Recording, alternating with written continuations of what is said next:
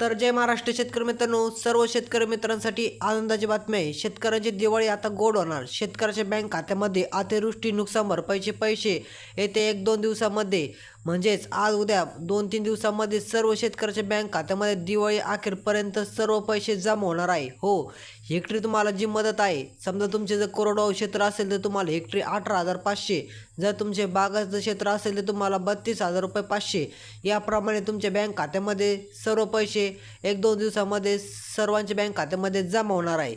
आता याबद्दलची संपूर्ण माहिती आपण आजच्या व्हिडिओच्या माध्यमातून जाणून घेऊया। त्यामुळे तुम्हाला काय करायचं, फक्त हा व्हिडिओ शेवटपर्यंत पहा आणि व्हिडिओला आताच एक लाईक करून चॅनलला सबस्क्राईब करा। त्याचबरोबर व्हिडिओ जास्तीत जास्त शेतकरी मित्रांसोबत शेअर करा।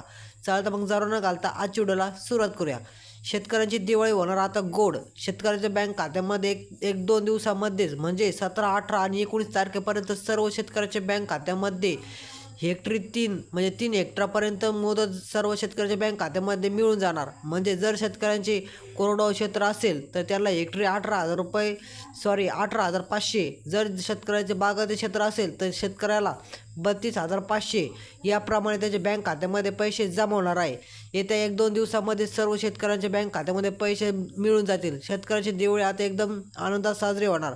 आता राहिला विषय शेतकऱ्यांचे काहींचे प्राणी वाहून गेले, म्हणजे समजा गाय म्हैस असे शेतकऱ्यांचे वाहून गेलेले, त्याचे पैसे कधी मिळणार ते सुद्धा शेतकऱ्यांचे, म्हणजे जे पण शेतकऱ्यांचे नुकसान झालेले आहे सर्व पैसे शेतकऱ्यांच्या बँक खात्यामध्ये मिळून जाणार आहे। फक्त काय, ज्या शेतकऱ्यांची जमीन वाहून गेलेली आहे, म्हणजे समजा जमीन वाहून गेली, माती आणायची, अशा शेतकऱ्याला काय रोख स्वरूपात पैसे त्यांच्या बँक खात्यामध्ये देण्यात येणार नाही।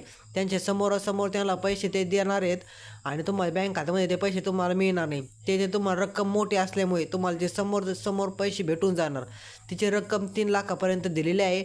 आता शेतकऱ्याला काय करावं लागणार, नवीन माती आणून ते टाकणे, त्यामुळे त्याला जास्त खर्च असल्यामुळे सरकारने तिची रक्कम वाढवली आहे।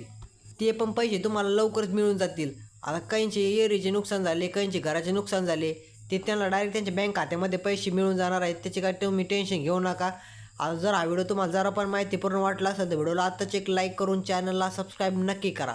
चालतं मग भेटूया पुढच्या नवीन व्हिडिओमध्ये। धन्यवाद।